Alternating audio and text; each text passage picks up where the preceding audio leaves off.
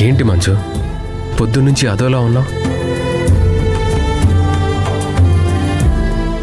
నువ్వు సమాధానం చెప్పకపోయినా నీ సమాధానం ఏంటో నాకు తెలుసు.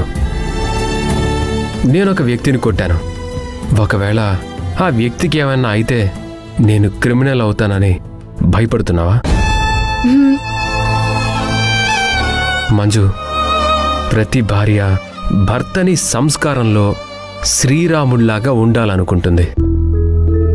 కానీ కురుక్షేత్రంలో కృష్ణుడిలా కూడా ఉండాలి. తప్పదు.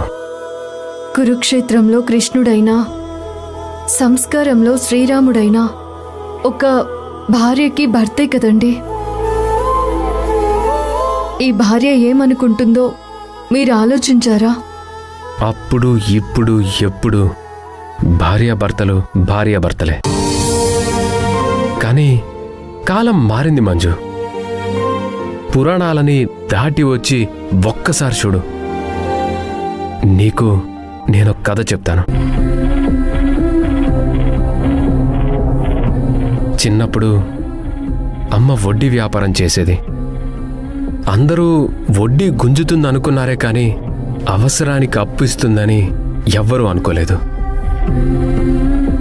నాన్న అమాయకుడు, డబ్బులు లేవన్నా ఏం మాట్లాడలేడు.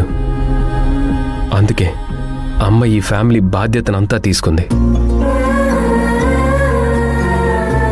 ఆ టైంలో ఒక వ్యక్తి అమ్మకి డబ్బు ఇవ్వాలి.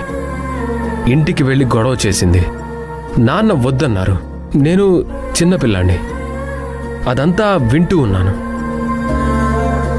తెల్లవారే ఆ వ్యక్తి డబ్బులు తీసుకొచ్చి అమ్మకి కట్టేశాడు.